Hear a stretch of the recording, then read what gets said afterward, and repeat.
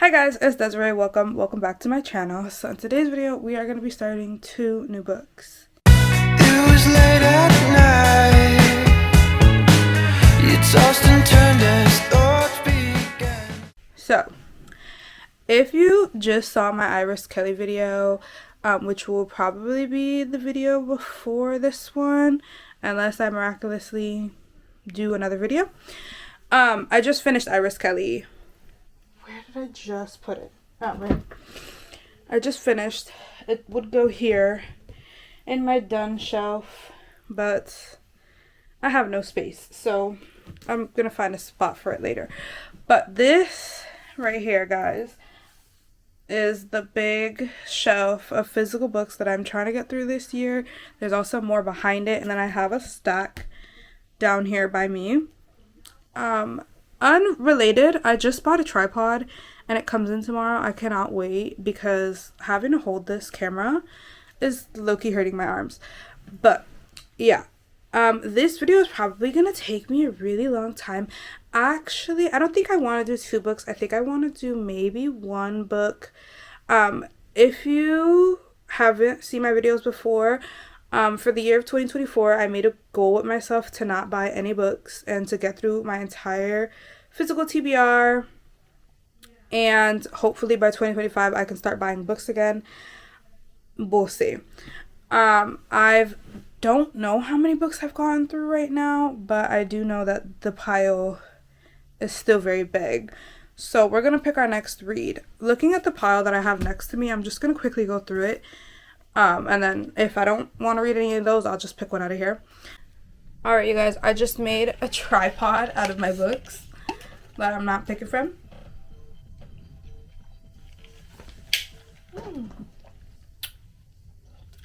Hello. Alright, you guys, I'm back. Oh, hold on. So I created a huge stack of books. I think I'm kind of leaning towards a more like summer vibe. Okay, so we're just narrowing it down at this point to these right here. I think I'm definitely going to read Grow. I think Grow is going to be my first book and possibly the only book in this video. You know what? I think we're going to go with Every Last Word. Here it is, guys. These are our books, starting with Grow. These are actually both gifted to me by my cousin, so I guess this is me reading her books. Anyways, I'm going to stop talking. I got to go do my hair, and then I'm going to get into Grow today. Let's go.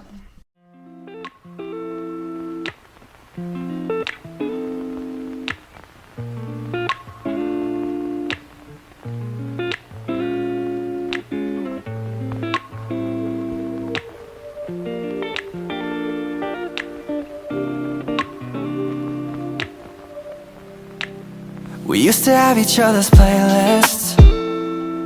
No, used to be each other. Hi guys, I want to talk about Grown. I've been doing reading all day. I'm finally on chapter 16, page 69. Let me take this light off, like right here. I have been reading this book all day, and it seems like I haven't made a dent, but this is a pretty thick book. I believe there's around like 91 chapters. Hold on, let me check the audiobook. Yeah, there's 90 chapters in this book, which is honestly not that surprising because I would say a chapter is between like 2 to 3 pages at max, maybe 4. So they go by pretty quickly. So understandable why they are chapters. Like why there's so many chapters. This video is going to be a spoiler for this book because this book is the type of book I feel like I need to just talk it through to process the stuff that's going on. So I want to say from chapter 2 to chapter 15, we're all in the past and we're learning about Chanty. Her full name is Enchanted. So did I give a description for this book? It says, when the legendary R&B artist Kelly Fields spots Enchanted Jones at an audition, her dream of being a famous singer takes flight, until Enchanted wakes up with blood on her hands and zero memory of the previous night who killed Corey Fields. So, that kind of gives it to you already. So, in chapter 2, Chanty, I'm just going to call her by her nickname, she signed up for a singing competition, and she, like, tricks her mom into taking her. And Corey Fields is there as a special guest. He, like, shows up. She was shocked, excited. She did the audition. They didn't like it. Or, like, well, they said she was good. They were like, keep practicing. But, you know, like, we're not going to move forward with you. And she was sad. And Corey went backstage and, like, talked with her and, like, invited her to his concert. And kind of, like, created a relationship from her. From the straight beginning, I was getting grooming vibes. Because when they first met, she was 17. He is 28. So, there's a pretty big age gap. Y'all, I'm not good at math, so let me do that right now. 11. So, there's 11 years age gap between them. So, he invites her to the concert, gets her and her parents VIP tickets. They go to the concert, they meet him. When they are backstage, he slips Chanty his number, and he's like, don't tell anybody that I gave you my number. Like, this is going to be our little secret. Obviously, he knows that she has such a big crush on him, so he's kind of, like, using that to his advantage. And in these past couple chapters, they've just been texting back and forth, back and forth, back and forth. Chanty is a part of this, like, neighborhood group with a whole bunch of other, like, black students in the neighborhood, or black kids in the neighborhood. What's it called? Will and Willow. That's what it's called, like Will and Willow. Things like a teen, whatever. And they're at a conference in Jersey City thing, and it's like a ball, whatever. She goes to the ball. One of the boys, is trying to, like, push up on her, and she's like, yo, like, back up. And he followed her to her room, and he was, like, just pushing up on her, and she, like, was like, if you don't leave me alone, I'm gonna scream. And he left her alone, and he left. And she wanted to call somebody to get comforted, and she called Corey. And he answered, and he was like, where are you? Like, you sound sad. And she was like, oh, I'm in Jersey City, whatever. And he's like, I'm not that far. I'm going to send my driver to come get you, but, like, don't tell anybody. It's just going to be our little secret. And then that was the end of the flashback. And now, starting chapter 16, we're back in present day, because chapter 1 opens up with Chanty waking up. There's, like, blood everywhere. She calls it beet juice, but it's blood everywhere. And the police are there. And starting chapter 16, we're now in the present. It says now. And it seems like it is the call logs of when they had called 911. And then, yeah, we go right back into the past.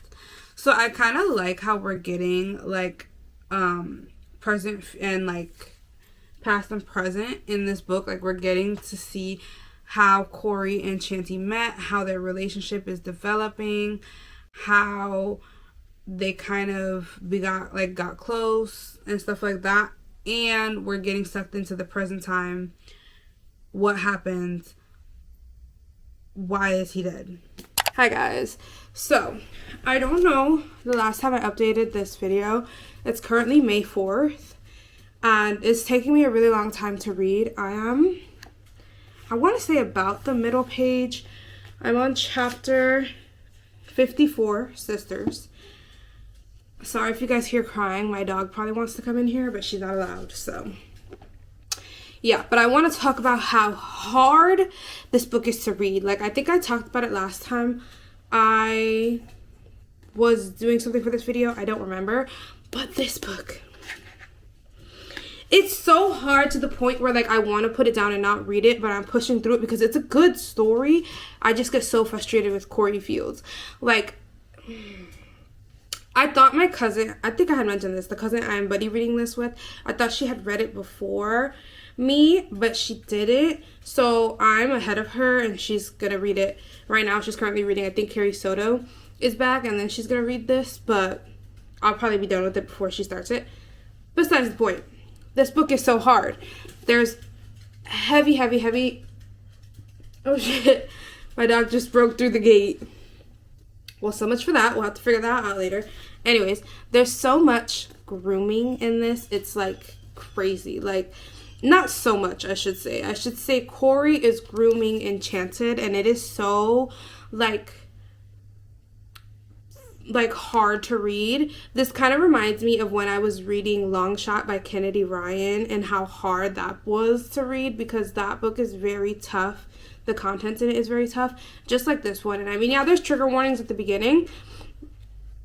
The one I just wasn't expecting was grooming, and I don't remember if it says it. Let me see.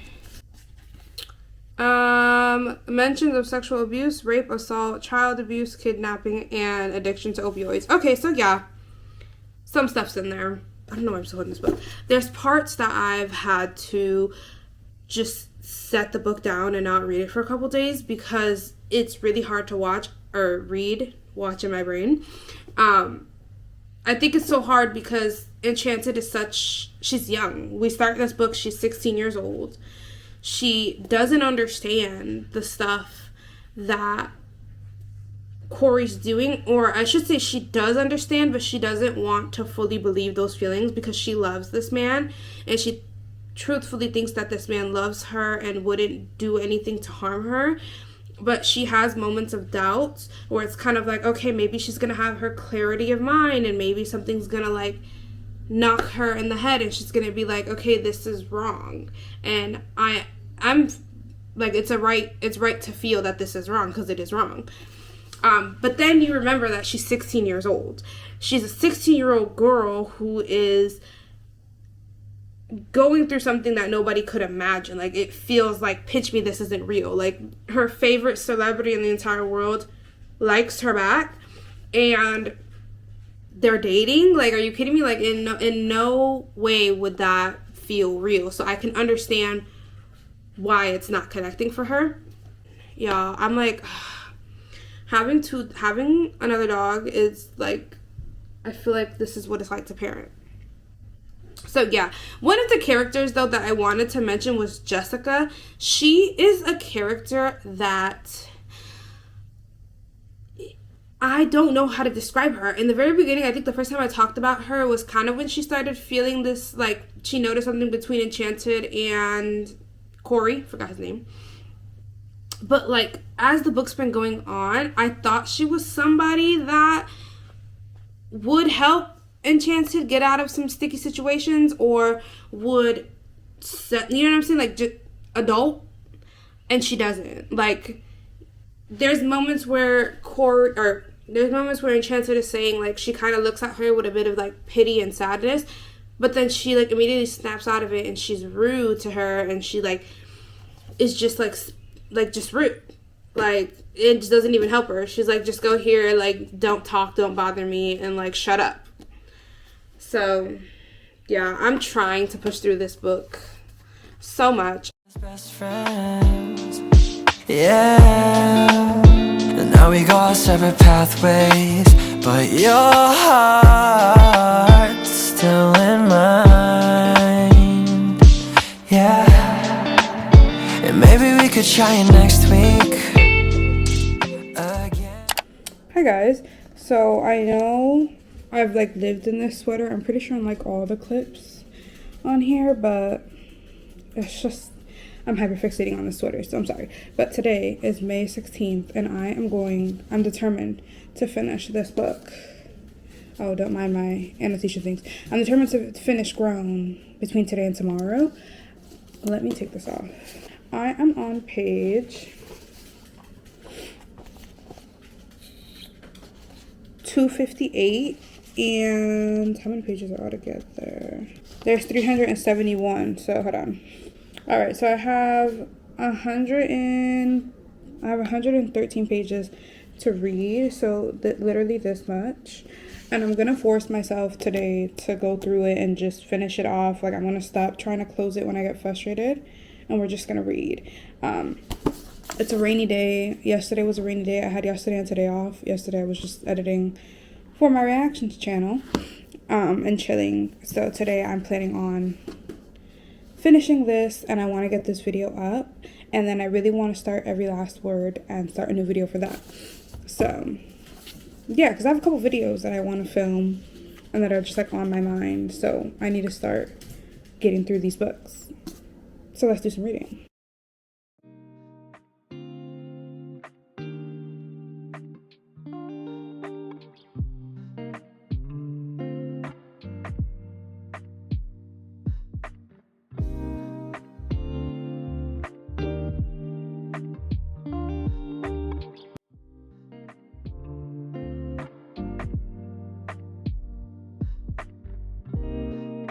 Chapter 63. Road Trip. Look who's home just in time for chapter is staying at the Renaissance Hotel near Boston Harbor. What are you doing? Shay snaps. Like a boy. The room phone rings. It's probably 7. I know you're there, bright eyes. Come outside.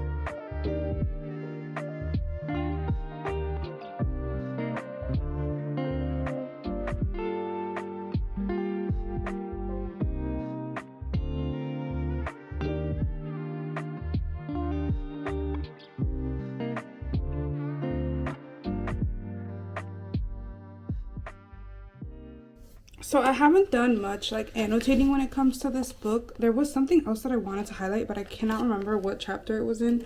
I'm gonna see if I can go back and find it later. But I think I mentioned earlier in the book that Cretan, I think is his name. Hold on. Cretan, yeah. Cretan. He was the boy that tried to like push himself on to Enchanted, and this was the first time that she had met Corey at the room or whatever. And when she was with Corey, she had met Derek, who was also in the WNW program or whatever, and he had found out what had happened between Chanty and him. And she was like, how did you find out? And Derek said, man, Dummy confessed to one of my boys saying how guilty he felt, but afraid of getting kicked out of WNW. It's why he wanted to help you. This Derek kid, I hope this book doesn't shift into like try to be a romance between Enchanted and Derek. I really like Derek. I love how like aware he is and how protective he is over Enchanted, and I really hope that by the end of this book they can become friends, or at least during this time when she's not with Corey anymore, they could be friends. Obviously something happens where she kills or I shouldn't even say she, because we don't even know who killed Derek. I mean Corey, not Derek. We don't know who killed Corey, so it could possibly have been her. But I just hope that like we don't lose Derek as a friend, because he seems to be the only person that like understands her and is aware of the stuff that's happening to her. When he had asked Enchanted like if she had said anything to anybody, and she said, oh well, it's whatever, and he did help me get away from Corey by sending you to me. Derek's face turned into a snarl, his voice stern. Yo, you can't keep burying what's happening to you, thinking it'll solve itself. Your voice ain't just for singing, you know. You gotta speak up. If not for you, then for the next you, because there's gonna be one if you let people think they can get away with hurting you. And like little does he know that Corey had showed up to the hotel and was like trying to talk her into coming back, and she was able to get away, but she hasn't told anybody that like he practically pulled up on her. Little does he know how much that probably might help her. Okay, anyways, yeah, just wanted to update you about that.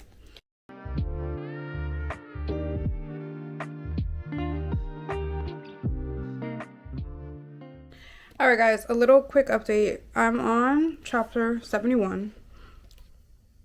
Okay, I'm on chapter 71. It's titled, Who is Gabriella? I feel like I'm losing my mind. I'm about to put the audiobook on. I'm going to put it on 2x speed because I really just want to like get through this book. Because at this point, I feel like we're running around in circles with the he said, she said. He said, she said, although we know the truth. And I'm just like, I need to know how this man died. I need to know that Enchanted got her justice. So I'm going to put it on 2x speed. But I feel like I'm losing my mind. Do we not all remember Enchanted's friend from the beginning of the book, Gab, that she like would eat lunch with and hang out with, and she had the boyfriend in college. Like, Enchanted went to the college and was like, have you seen your girlfriend? And he's like, who are you talking about? I don't know who you're talking about. And now she's asking her sister, like, do you not know? Like, nobody knows who she is. And I'm losing my mind. I feel like I'm going crazy. Anyways, yeah, I'm gonna update you guys when I get to, I think part 4 is coming up, so.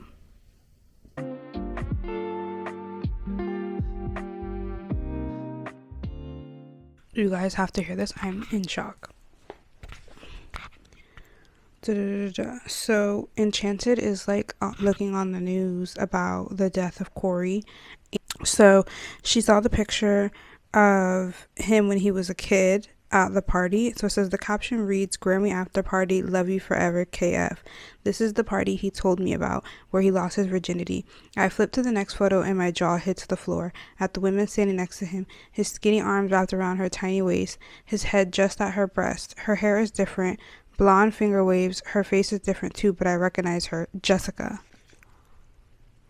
If you know, you know. When Corey was first like wheezing his way into Enchanted, he had mentioned how when he was like 13 or 14, he lost his virginity to an older woman. And Enchanted was like, oh my god, it's coming down. Enchanted was like, what? And now it makes so much sense why Jessica doesn't like her. What? But how did he get her? Anyways, this book just keeps flabbergasting me.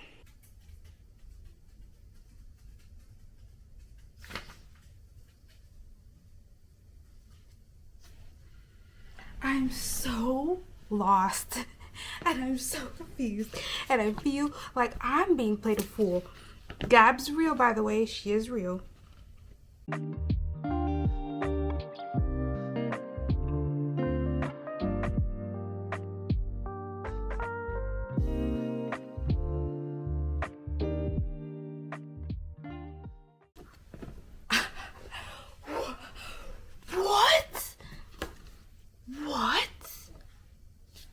What is going on?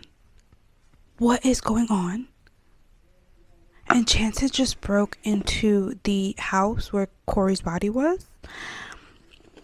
Girl, I need to read this.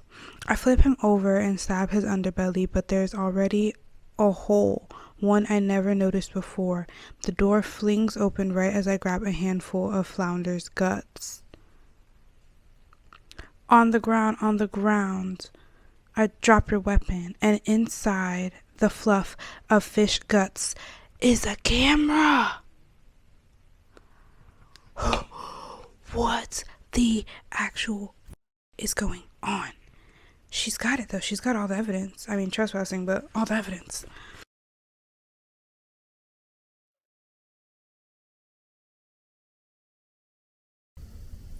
I'll put the microphone back on because my dog is crying and we're ignoring her because I can't let her into this room. It freaking was Richie. Flounder recorded 75 minutes of footage positioned towards the bed.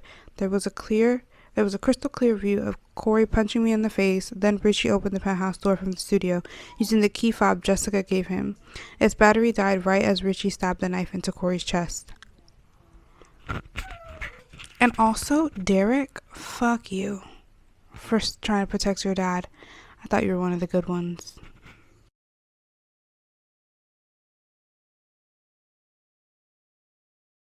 Alright, so I'm done. I finished.